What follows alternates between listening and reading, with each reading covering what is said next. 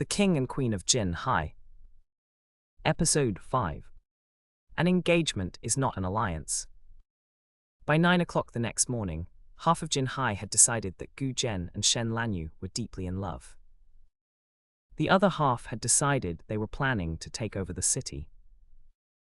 Both conclusions were wrong. For the moment, Shen Lanyue discovered the first rumor while eating breakfast with her grandmother. Her grandmother had been reading messages on her phone for nearly 10 minutes, with the delighted concentration of someone watching a particularly satisfying television drama. "Apparently you looked very beautiful last night," old Madame Shen said. Lanyue lifted her cup of tea. "I was present, I remember. Your aunt says you and Zhen looked very affectionate." I held his arm for photographs. "Your cousin says there was chemistry." "Your cousin sells imported bathroom fittings. I don't know when he became a chemist." Old Madame Shen ignored that. "And Mrs. Liu says he never took his eyes off you." Lanyue paused. That was unfortunately closer to the truth than the others. Zhen had spent a considerable amount of the evening watching her. She had spent an equally considerable amount of the evening pretending she had not noticed, while watching him whenever he looked elsewhere.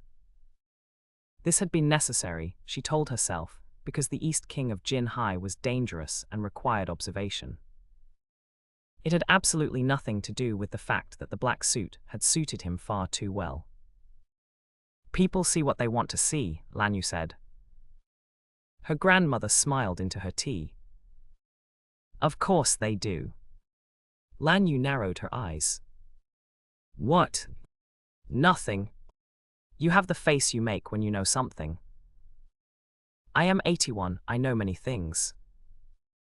"About me?" "I knows you wore the ring all evening." Lanyue looked at her left hand. The ring was still there. She had forgotten to take it off. That irritated her more than it should have. "It was late when I came home." "Of course.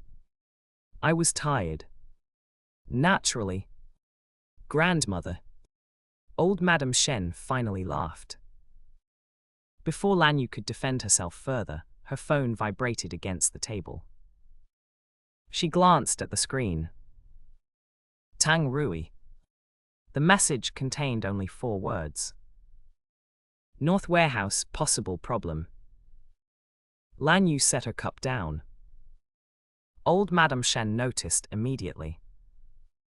"Business." "Something like that. You are not cancelling lunch with the Gu family." Lanyue looked back at her. "We have lunch with them." "At 1, your mother told you yesterday." "She told me many things yesterday, most of them involved flowers." 1 o'clock. "I heard you. Wear something nice." Lanyue stood. "I always wear something nice." "Not one of your black suits." "My black suits are nice." "You look like you are going to dismiss a board of directors."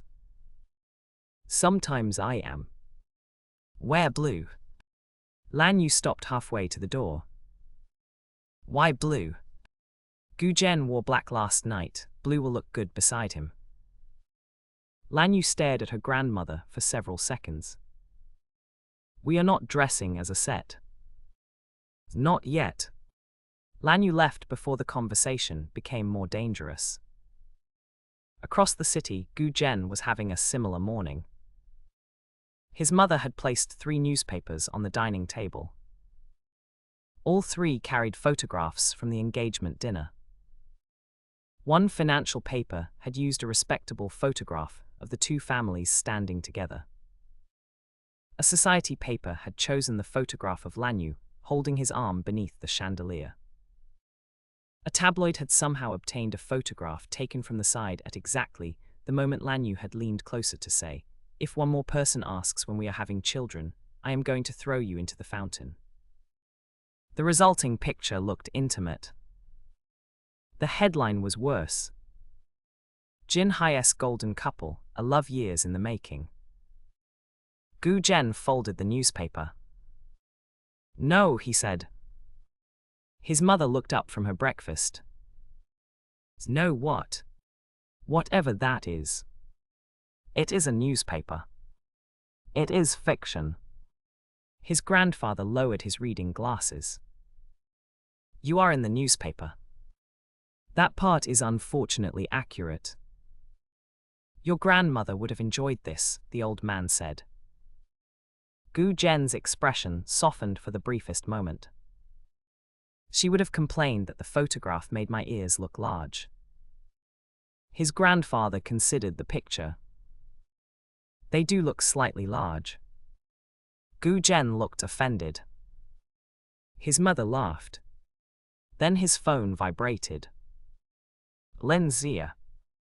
Northern Storage District, 3 unfamiliar vehicles, men asking questions about Warehouse 17. Gu Zhen's humor disappeared. Warehouse 17 stood close to one of the old invisible boundaries between Eastern and Western influence. Technically it belonged to neither side. That was precisely why it mattered. I need to go, he said. His mother sighed. You have lunch at 1. I know. With Lanyue. I assumed she would be there. Wear the grey suit. Gu Zhen stared at her. Why? She looked lovely in red last night. Grey will look softer beside her. His grandfather slowly lowered the newspaper again. Gu Zhen looked from one relative to the other. Are both families doing this now? Doing what? His mother asked innocently. Nothing. He left. Before that happened, both of them had to survive their offices. At Huacheng Group, Shen Lanyue entered the executive floor and immediately knew something was wrong. People were smiling at her. Not ordinary polite office smiles. These were restrained, curious smiles belonging to people who knew something about their boss and were trying very hard not to behave as though they knew it. The receptionist stood when Lanyue approached. Good morning, Miss Shen, congratulations. Lanyue stopped. Thank you. 3 steps later, one of the finance directors emerged from the lift. Congratulations, Miss Shen. Thank you. At the corner, 2 junior managers abruptly stopped whispering. Good morning, Miss Shen, congratulations. Lanyue stared at them. Thank you. By the time she reached her office, she had been congratulated 14 times. Tang Rui was waiting inside with coffee. Congratulations, he said. She shut the door. Don't. I thought I should participate. You participated yesterday. Today is the corporate edition. She sat behind her desk. There were flowers on it. A lot of flowers. Lanyue looked at Tang Rui. Why is my office becoming a funeral home? Those are engagement flowers. There are 12 arrangements. 17, 5 are outside because there was no room. Lanyue closed her eyes. From whom? Tang Rui began reading cards. Bank of Jinhai, Liang Property Group, East Harbor Shipping, Chairman Wu, the Municipal Commerce Association, 2 suppliers, 1 competitor who probably hates you, and a hotel that would very much like to host the wedding. Send the hotel flowers back. Why only those? Principal. Tang Rui placed the cards down. There are also 4 interview requests. No. A lifestyle magazine wants a photograph of the ring. No. A financial magazine wants to know whether Huacheng and Gu Holdings will merge. Lanyue looked up. Absolutely not. That one may require a formal statement. She leaned back. That was the first rumor that mattered. Families could gossip about dresses and wedding dates all they wanted. markets were less harmless. Draft something boring, she said. Personal engagement, independent companies, no current merger discussions, nothing memorable enough to become a headline. I specialize in boring corporate statements. That is why I keep you. Tang Rui smiled. Across Jinhai, Gu Zhen's office had reached the same problem from the opposite direction. His assistant had placed a stack of congratulatory cards on a side table high enough to qualify as architecture. Lin Zia stood beside it, holding one additional envelope. This one came with champagne. Send it to legal. Lin Zia blinked. Why legal?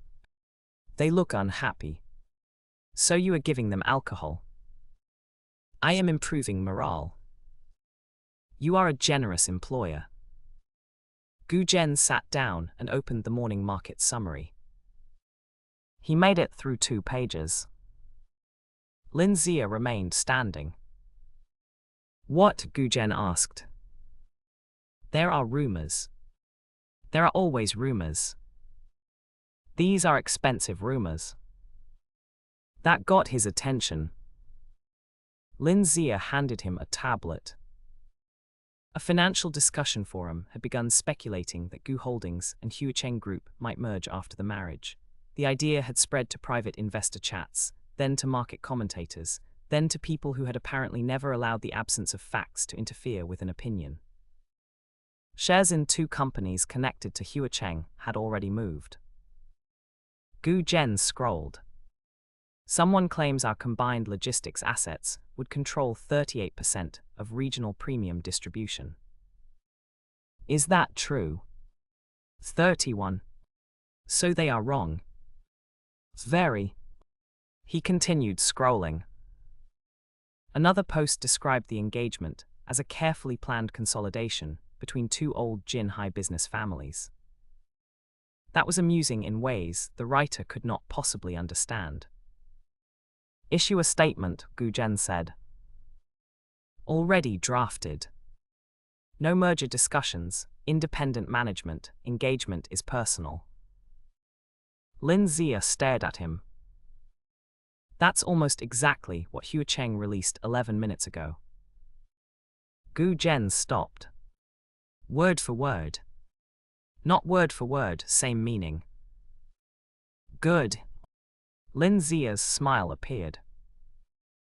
Gu Zhen pointed at him. Do not count that. I didn't say anything. You were about to. You can read my face. Unfortunately. That was when the Northern reports arrived, and the engagement stopped being the most inconvenient thing in either of their mornings. By 10:30, neither Gu Zhen nor Shen Lanyue was thinking about newspapers. Warehouse 17 was an old freight building near the river, surrounded by repair yards, storage compounds and narrow streets wide enough for trucks but not much else. It had changed owners several times over the years and was currently leased by a small distribution company that moved restaurant supplies between the eastern and western districts. It was useful because nobody important owned it. That morning, someone had decided to change that. Tang Rui stood beside Lanyue inside a private office, overlooking one of her legitimate logistics yards. He placed several photographs on the desk. 3 vehicles arrived shortly after 6, he said. None are registered locally. The men approached the warehouse manager and offered to buy out his lease. At 6 in the morning. They are very enthusiastic investors. How much? 4 times market value. Lanyue looked at him. That is not enthusiasm, that is urgency. Tang Rui nodded. The manager refused. At 8, 2 suppliers were told they should stop delivering there if they wanted their trucks to remain undamaged. Any violence? Not yet. Names? The men claim to represent a freight company registered in Jiangbei. The company exists, but it was created 6 weeks ago. Lanyue leaned back. Jiangbei lay several hours north of Jinhai. It was large enough to produce wealthy businessmen, organized criminals, and people who successfully pretended to be both. And the East? She asked. Tang Rui hesitated. She noticed. What? Gu Zhen's people are asking the same questions. Lanyue looked at the photographs again. Of course they are. Do you want me to tell our people to move first? No. Tang Rui waited. No. If somebody wanted to create a fight between East and West, where would they choose? He understood immediately. Somewhere neither side clearly owns. Exactly. So we wait. We watch. Tang Rui nodded, but he did not leave. Lanyue looked up. What now? There is another matter. There is always another matter. Rongsheng Capital contacted Huacheng's largest packaging supplier this morning. Lanyue's eyes sharpened. How did you know? The supplier's nephew owes one of our clubs a considerable amount of money. Useful. Occasionally gambling has social benefits. What did Rongsheng offer? A 2-year exclusive contract if they stop supplying Huacheng at the end of the month. Lanyue was silent. That was not an attack large enough to make headlines. It was worse. It was the kind of move designed to create pressure quietly, squeeze suppliers, delay deliveries, create small failures, damage confidence, then offer rescue on favorable terms.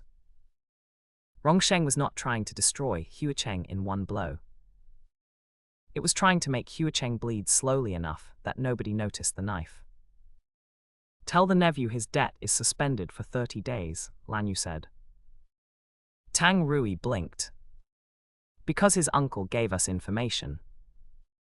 No, because I want him to remain grateful enough to keep talking. That sounds more like you. And find out who at Rongsheng authorized the offer. Already doing it. Lanyue's phone vibrated again. This time the message was from a number she had only recently saved. Gu Zhen. 1 sentence. Warehouse 17, do not move yet. Lanyue stared at the message. Then she typed. I was about to tell you the same thing. The reply came almost immediately. That is concerning. She smiled despite herself. Then typed. For you, perhaps. 3 dots appeared. Disappeared. Appeared again. Finally. Lunch at 1. Lanyue looked at the clock. It was 11:12. She typed. I know. His response arrived. Apparently our grandmothers have coordinated clothing. Lanyue stopped. Then laughed. Tang Rui looked at her. What? Nothing. Was that Gu Zhen? Why would you assume that? Because you smiled at your phone and then looked annoyed about it. Lanyue's expression flattened. Go investigate Rongsheng. Tang Rui left before she could find something unpleasant for him to do. At 1 o'clock precisely, the Gu and Shen families met for lunch at a private restaurant overlooking Jinhai Lake. Lanyue wore blue. She hated herself slightly for it. Gu Zhen wore grey. He hated himself for exactly the same reason. They saw each other across the private dining room. Their eyes moved from face to clothing and back again. Lanyue spoke first. It's your mother. It's my mother. It's my grandmother. I assumed. They stood in silence while both families watched with far too much interest. Old Madame Shen smiled. See, lovely together. Gu Zhen's mother looked delighted. Perfect. Lanyue and Gu Zhen looked at each other. Neither said anything. They had survived gang negotiations, hostile acquisitions, knife attacks, police investigations, family pressure, and an engagement banquet. Apparently coordinated clothing was where dignity finally died. Lunch began peacefully. For 7 minutes. Then Lanyue's mother produced a folder. Gu Zhen looked at it with immediate suspicion. What is that? Wedding venues. Lanyue put down her chopsticks. No. Her mother blinked. You have not seen them. I don't need to. The Grand Jinhai Ballroom is available in October. October of which year? This year. Gu Zhen nearly inhaled a piece of mushroom. His mother patted his back. Lanyue stared at hers. We became engaged yesterday. Exactly, there is no reason to delay. There are many reasons to delay. Name one. Lanyue's gaze moved briefly to Gu Zhen. We have only recently discovered that we secretly rule competing criminal organizations, she thought. She could not use that one. Gu Zhen understood the look anyway. Worked, he said. Everyone turned to him. Worked, his grandfather repeated. We both have significant business commitments this quarter. Lanyue nodded immediately. Extremely significant. And several ongoing negotiations. Sensitive ones. Her mother frowned. You both own your companies. That was inconveniently true. Ownership creates more responsibility, Lanyue said. Old Madame Shen smiled. You are agreeing with each other again. Both of them stopped. Gu Zhen reached for his tea. Coincidence. Naturally, the old woman said. The wedding folder remained on the table. Neither of them touched it. Halfway through lunch, Gu Zhen's phone vibrated once. Then Lanyue's did the same. They both looked down at almost the same time. Gu Zhen's message was from Linzia. Warehouse 17, they returned, more men this time. Lanyue's message was from Tang Rui. North Warehouse, 12 men, manager locked inside office, no injuries yet. Their eyes met across the table. Something passed between them that neither family noticed. Gu Zhen stood. Excuse me. Lanyue stood at the same moment. Her mother looked confused. Where are you going? Work, they said together. There was a pause. Old Madame Shen smiled broadly. Already acting married. Neither dignified that with an answer. Outside the restaurant, they reached the pavement together. 2 cars were already waiting. Gu Zhen looked at Lanyue. How many? 12. Same report. Manager locked in the office. Mine says no injuries. Yet. Gu Zhen looked towards his car.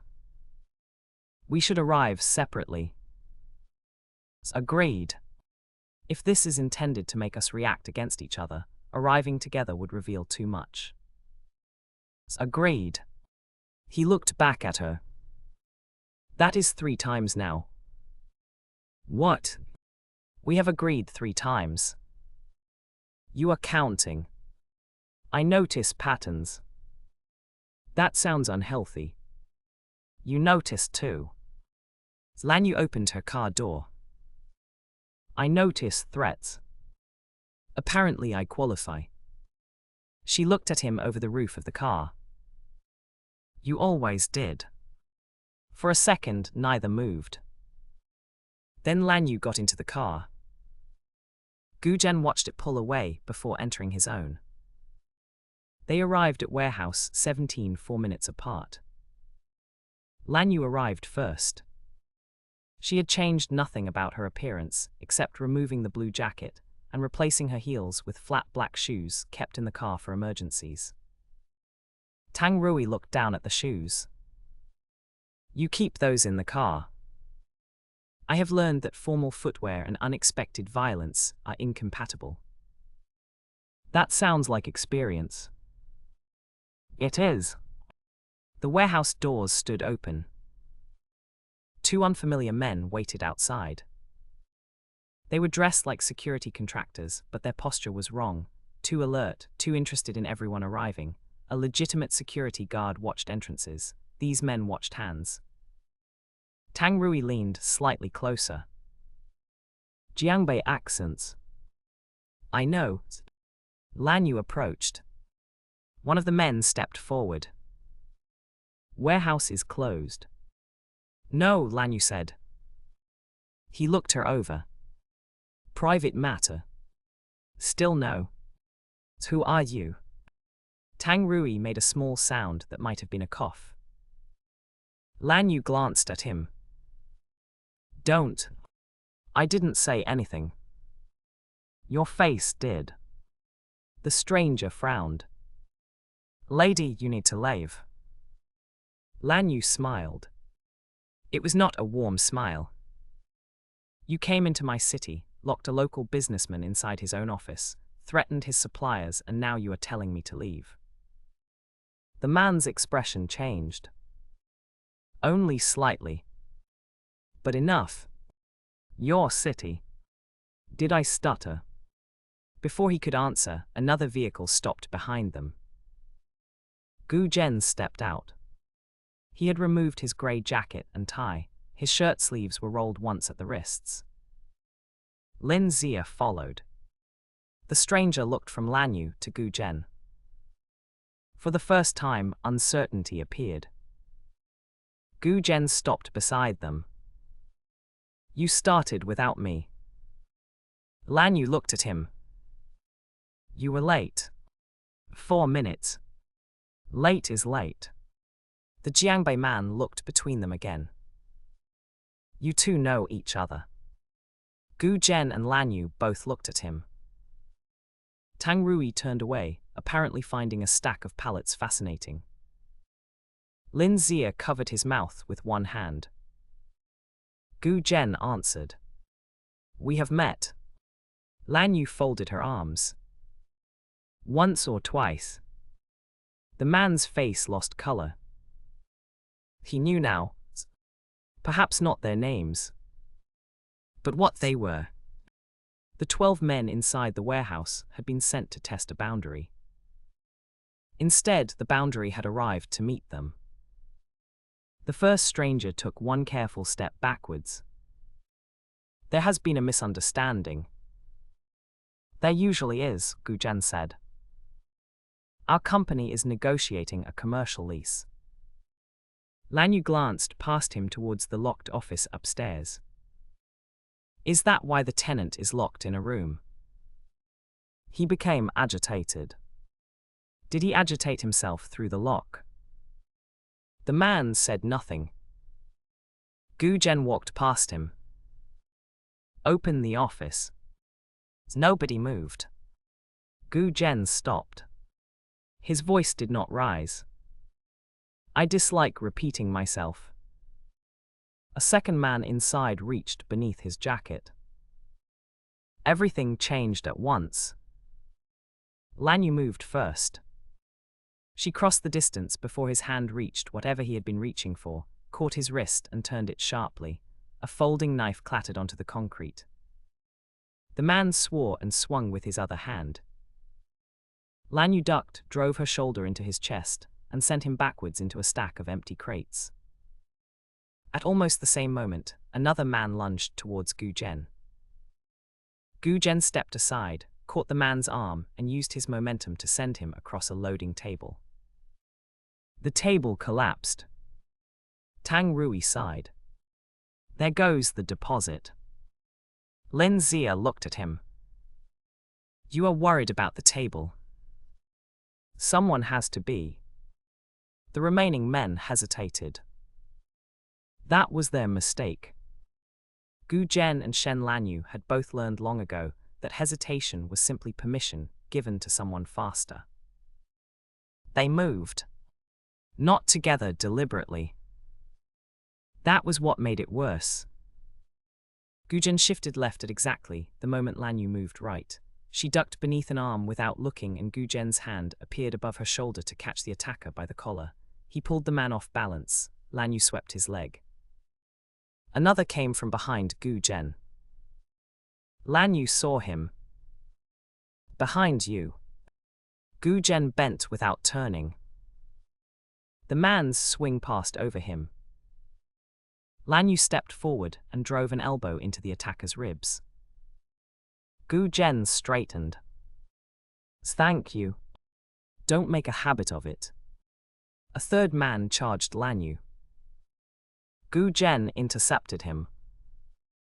That looked like a habit, she said. Coincidence. Tang Rui and Lin Zia stood several meters away, watching their respective bosses dismantle what was rapidly becoming a very unsuccessful intimidation operation.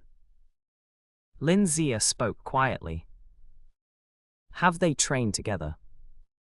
Tang Rui shook his head. Not that I know of.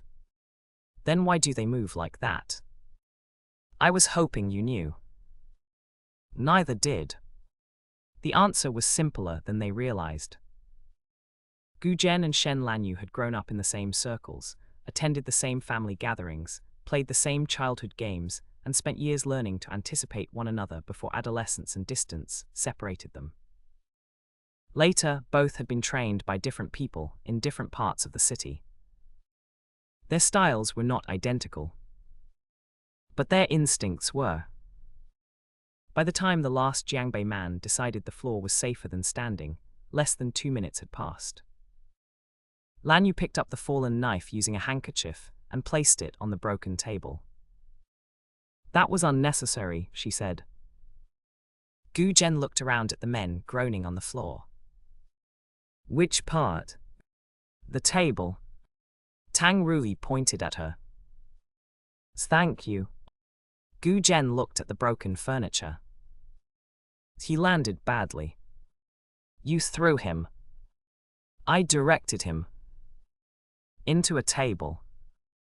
The table was unfortunately positioned. Lanyue stared at him. Then, against her better judgment, laughed. It was brief. Zhen looked at her. For once he did not have an immediate answer. Lanyue noticed that too. She stopped laughing. Open the office, she said to the least injured man. This time he obeyed. The warehouse manager emerged furious, frightened and determined to pretend he was neither. I was going to call the police, he said. You should, Zhen replied. The manager looked surprised. Lanyue nodded. Tell them everything: threats, false commercial pressure, unlawful confinement. Give them the vehicle plates. The man glanced at the people on the floor. And this? Lanyue considered. They fell. Zhen looked at her. Repeatedly. The floor is dangerous. The manager slowly nodded. Very slippery. Exactly. The police would receive an edited version of events. Jinhai had survived for years on edited versions of events. Outside, Lanyue and Zhen stood beside their cars while their people photographed plates and checked the injured men for identification. Lin Zia approached Zhen with a wallet. Found this. Inside was a hotel keycard and a business card bearing the name Jiangbei United Freight. Zhen handed the card to Lanyue. 6-week-old company. Yes. Convenient. Very. Tang Rui came over, carrying a second phone recovered from one of the men. Burner locked.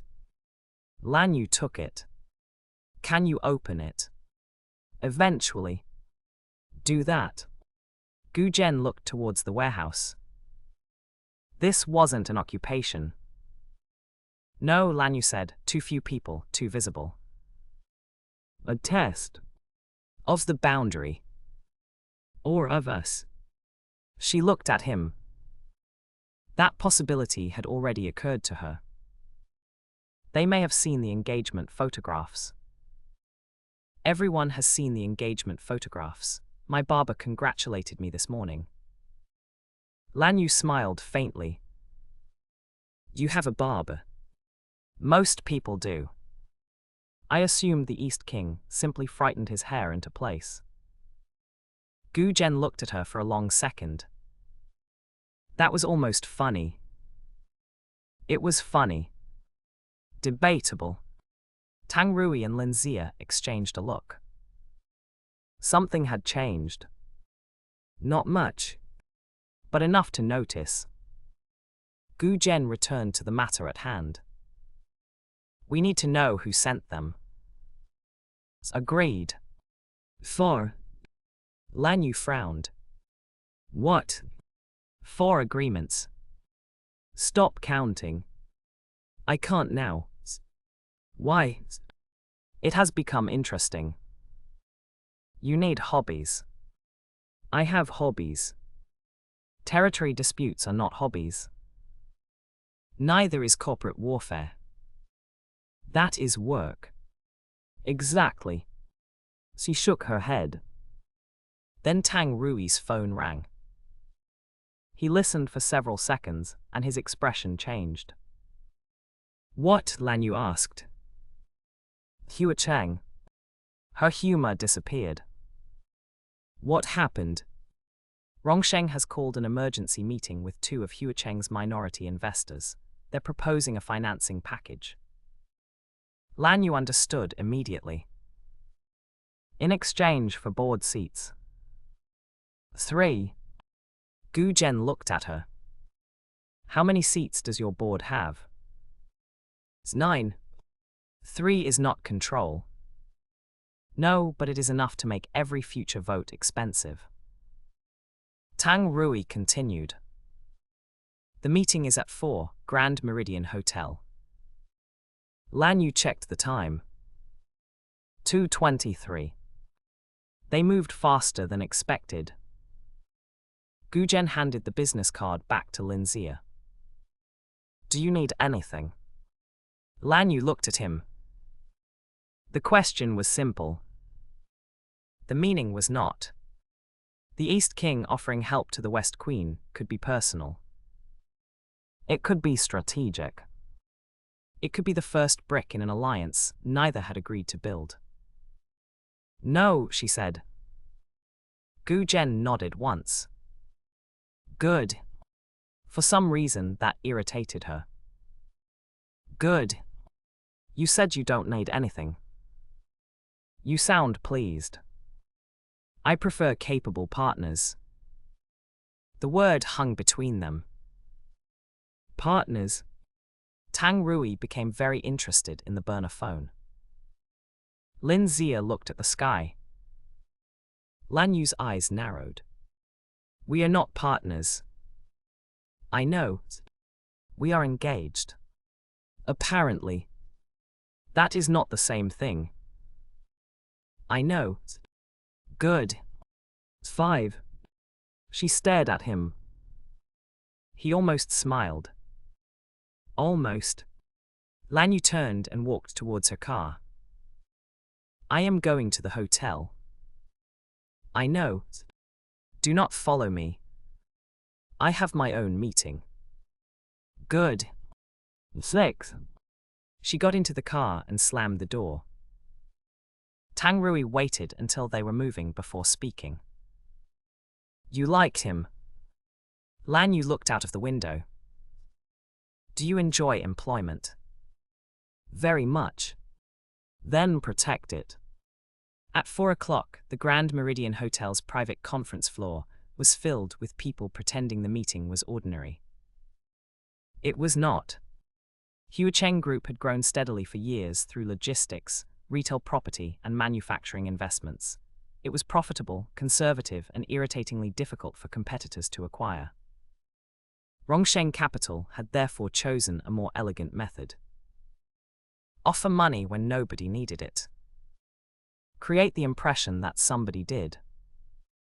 By the time Shen Lanyue entered the conference room, 2 minority investors, 3 lawyers, 4 advisors and Rongsheng's vice-chairman were already seated. The vice-chairman rose. Miss Shen. Mr. Zhao. Zhao Wenbo was in his 50s, silver-haired and polite in the way of men who preferred their knives hidden beneath contracts. Thank you for joining us on short notice. You called a meeting concerning my company. I thought I should attend. A few people shifted uncomfortably. Zhao smiled. Of course. Lanyue sat. Tang Ruzi remained behind her. Documents were distributed. The proposal was exactly what she expected. Rongsheng would provide a large revolving credit facility at favorable rates. In exchange, it would receive 3 board seats, preferred access to future asset sales, and veto rights over acquisitions above a certain value. It was generous.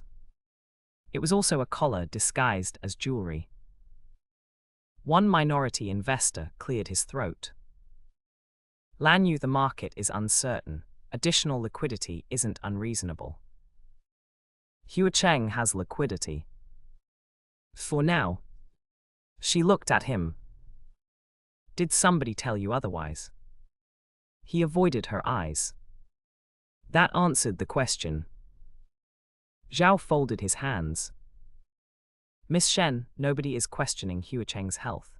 Rongsheng simply believes cooperation would benefit both sides. Then invest without board seats. His smile tightened. Governance participation protects our investment. My refusal protects mine. One of the lawyers coughed into his hand. Zhao leaned back. You may find the next quarter more difficult than the last. Supply costs are already rising. Several of your partners are reviewing contracts. There it was. Not quite a threat. Not quite deniable either. Lanyue's expression did not change. How fortunate that you know so much about my suppliers. We study the market carefully. Clearly. The doors opened. Everyone turned. Gu Zhen walked in. Lanyue stared at him. He had changed back into a dark suit. Of course he had. Zhao Wenbo stood, genuinely surprised. Mr. Gu. Vice-Chairman Zhao. Gu Zhen looked at Lanyue. She gave him a look that very clearly said, I told you not to follow me. He gave her one back that said, I didn't. Then he sat beside one of Huacheng's minority investors. The investor looked nervous. Gu Zhen placed a folder on the table. Apologies for the interruption, I was asked to attend. Lanyue looked at the investor. The man cleared his throat. I asked Mr. Gu to join us. Zhao's smile disappeared. May I ask why? The investor pushed the folder towards the center. Because Gu Holdings submitted a distribution partnership proposal this afternoon. Lanyue's eyes moved to Gu Zhen. He did not look at her. The investor continued. 5 years, guaranteed minimum volume, joint warehousing. It materially changes Huacheng's projected cash position. Zhao's jaw tightened. Tang Rui leaned close to Lanyue. Did you know about this? No. Should I be worried? Probably. Gu Zhen finally looked at her. The proposal is commercial, he said. Of course it is, Lanyue replied. Everyone else heard agreement. He heard accusation. Zhao flipped through the first pages. This was prepared today. Gu Zhen nodded. My company moves efficiently. Remarkably efficiently. Thank you. The meeting continued for another 40 minutes. Rongsheng's proposal did not collapse completely. but it lost urgency. Without the appearance of financial weakness, the minority investors had no reason to surrender governance rights. Xiao Wenbo knew it. So did everyone else. When the meeting ended, people filed out with polite handshakes and expressions carefully designed for future litigation. Lanyue waited until the room was nearly empty. Then she turned to Gu Zhen.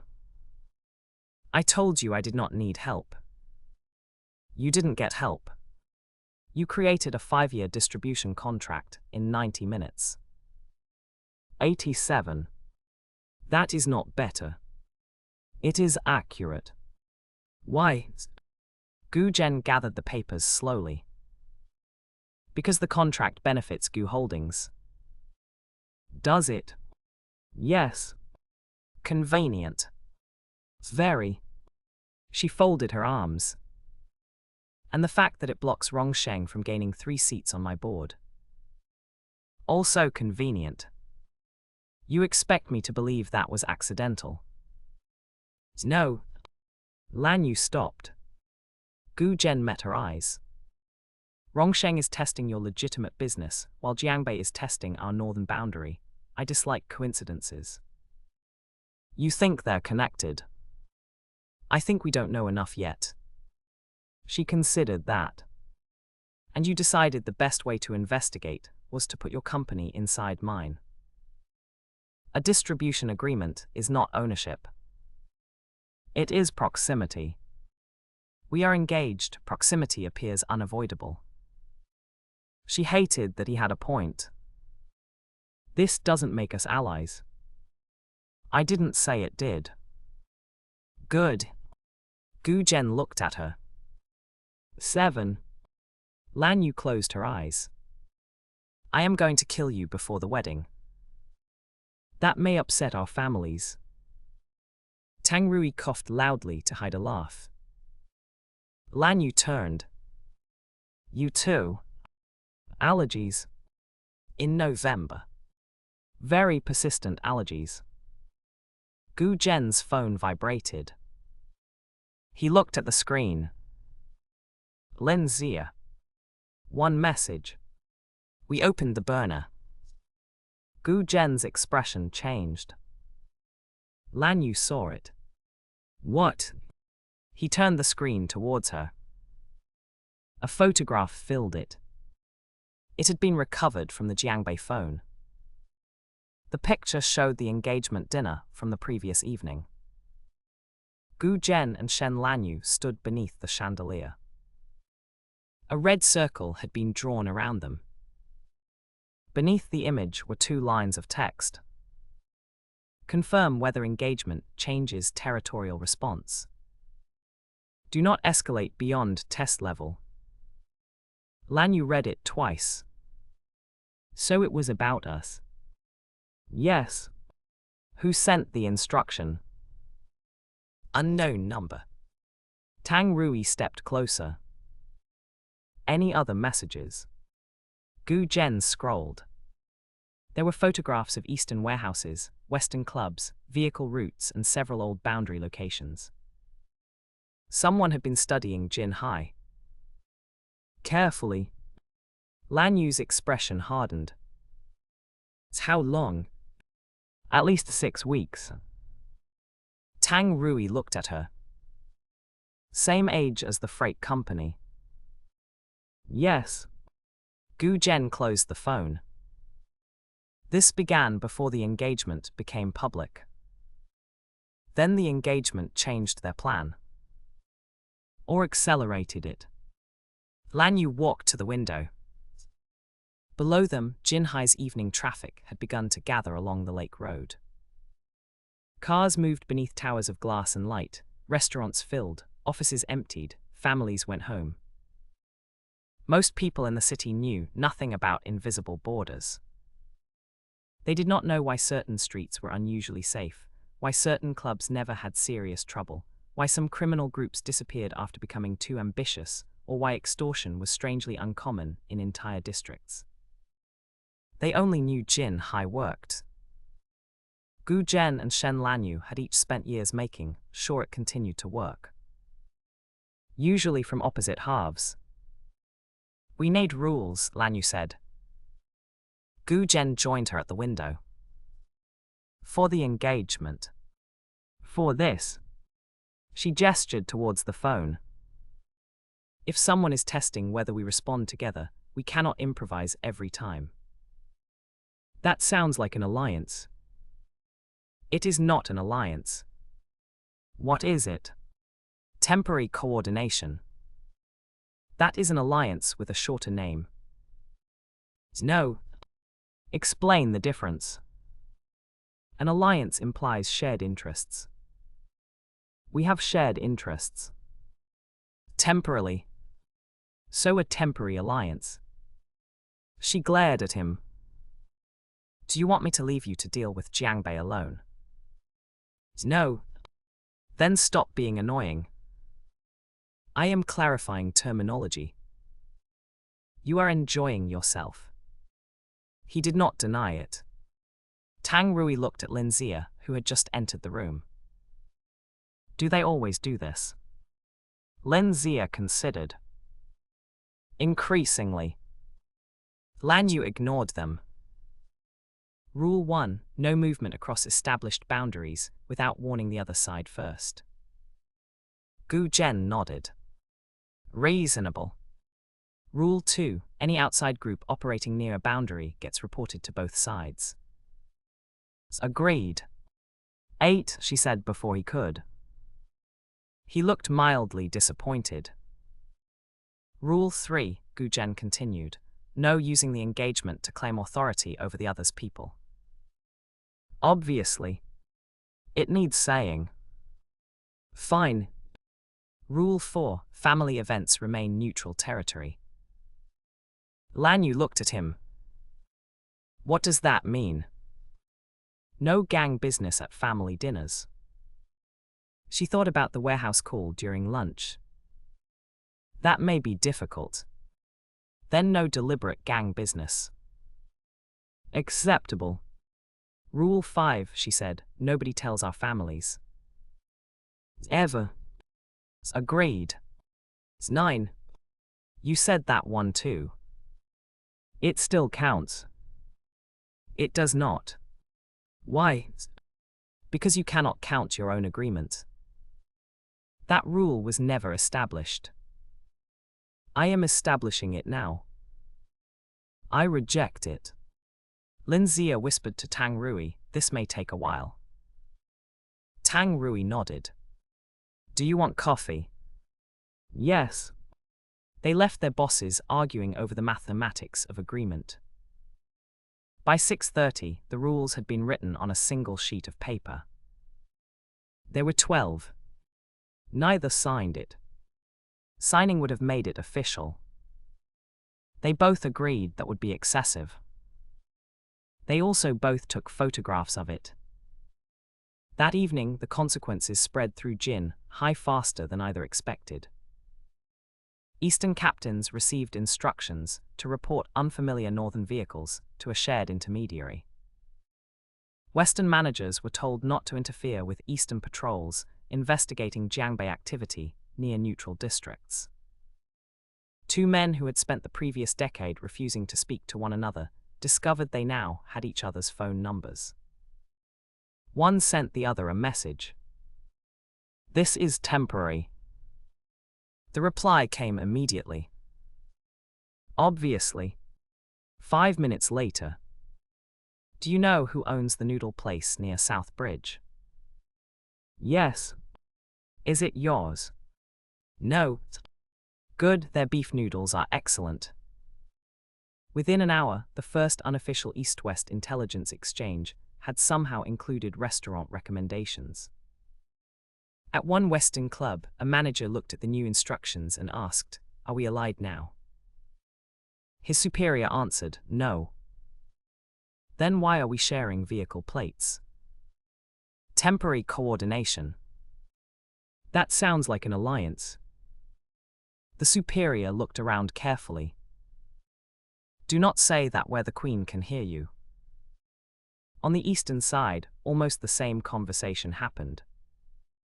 So the Queen's people are friendly now. No, but we're not supposed to interfere with them. Correct. And we report outsiders to them. Correct. And the king is marrying their queen. Correct. That sounds friendly. You value your teeth. Very much. Then stop analyzing it. The city understood anyway. Something had changed. Nobody knew what to call it. So naturally everyone called it an alliance. At 8 that evening, Shen Lanyue returned home to find her grandmother waiting in the sitting room with the wedding venue folder. Lanyue stopped in the doorway. No. You haven't heard the question. The answer is still no. It's November. It's no. December. It's no. January. Grandmother. February is cold. There is not going to be a weather-based negotiation. Old Madame Shen patted the seat beside her. Sit. Lanyue sighed and obeyed. Her grandmother studied her for a moment. You had trouble today. Lanyue looked at her. Why do you say that? You do that thing with your jaw when you're thinking about hitting someone. I do not. You did it when you were 12 and your cousin broke your bicycle. He blamed the dog. We did not have a dog. Exactly. Her grandmother laughed softly. Then she took Lanyue's hand. The engagement ring was still there. Again. Lanyue looked down at it. She had forgotten twice now. That was becoming irritating. Do you dislike him? The old woman asked. Lanyue was quiet. It would have been easy to say yes. She had spent years answering difficult questions with whatever answer ended the conversation fastest. But this was her grandmother. No, she said eventually. Old Madame Shen waited. Do you like him? Lanyue frowned. Those are not the only two options. At my age, most things become simpler. At your age, you enjoy pretending they do. The old woman smiled. Perhaps. Lanyue looked towards the dark garden outside. He is difficult. So are you. That is different. Naturally.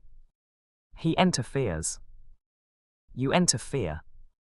He thinks he is always right. You think you are always right. Lanyue turned to her. Whose side are you on? Yours. That is why I am worried for the poor man. Lanyue laughed despite herself. Her grandmother squeezed her hand. You don't have to love him tomorrow. Lanyue's smile faded slightly. Nobody said anything about love. I know. This is an arrangement. Perhaps. Our families decided it. Yes. That does not mean it has to become anything else. Old Madame Shen looked at the ring. No, it doesn't. For some reason, the answer felt less comforting than Lanyue expected. Across the city, Gu Zhen stood alone in his study, looking at the same engagement photograph that had been recovered from the Jiangbei phone. Lin Zia sat opposite him. We traced one of the vehicles, Lin Zia said. It entered Jinhai 3 days ago from the Northern Expressway. Another arrived last week. Both passed through toll cameras near Jiangbei. Any names? One driver is connected to the Jiangbei Association. Gu Zhen looked up. The Jiangbei Association was not officially a criminal organization. Officially, it was a federation of transport companies, entertainment businesses, and private security firms. Unofficially, it controlled most of the profitable vice between Jiangbei and the Northern Industrial Belt. Its chairman, Han Kishan, had spent 20 years building influence without ever being convicted of anything more serious than an illegal parking fine. Han Kishan, Gu Zhen said. Possibly. He doesn't send 12 men without a reason. Maybe he wants Jinhai. Everyone wants Jinhai. Most people are smarter about it. Gu Zhen leaned back. What about Rongsheng? No direct link yet. Yet. Lin Zia nodded. Then he hesitated. Gu Zhen noticed. What? There was one other thing. Say it. Rongsheng's chairman is returning to Jinhai tomorrow. Xiao Rong? Yes. Gu Zhen frowned. Xiao Rong was the founder of Rongsheng Capital and one of the few businessmen in Jinhai wealthy enough to treat a billion-yuan investment as an inconvenience rather than a decision. He was aggressive, disciplined, and deeply proud of the fact that he had built his company without belonging to any of the city's old families. Why? Officially, investor meetings. Unofficially. Lin Zia slid a photograph across the desk. A woman stepped out of a car outside Jinhai International Airport. She was perhaps 25, elegantly dressed, confident, and surrounded by assistants. Gu Zhen recognized her. Xiao Meilin. She returned with him.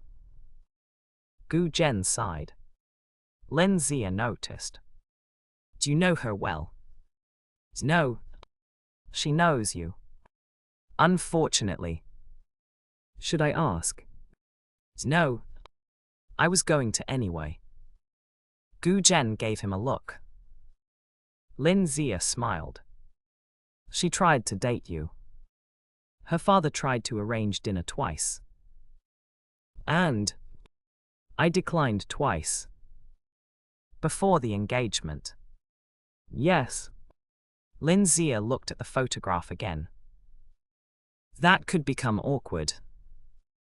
Everything is becoming awkward. His phone vibrated. A message from Lanyue. We have confirmation, Jiangbei Association connection. Gu Zhen typed back. Same here, Han Kishan likely involved. Her reply came. That is not good. He smiled faintly and typed. 10. There was a long pause. Then, I hate you. He typed. Noted. Another pause. Then she sent. Rongsheng chairman returns tomorrow, daughter with him. Gu Zhen's smile disappeared. He looked at Lin Zia. She already knows. The Queen. Yes. How? I have stopped asking that question. His phone vibrated again. Lanyue. You know Xiao Meilin. Gu Zhen stared at the screen. Lin Zia leaned forward, trying unsuccessfully to see. What did she say? Nothing. Your face says otherwise. Apparently everyone can read my face now. He typed carefully. We have met. The answer came almost instantly.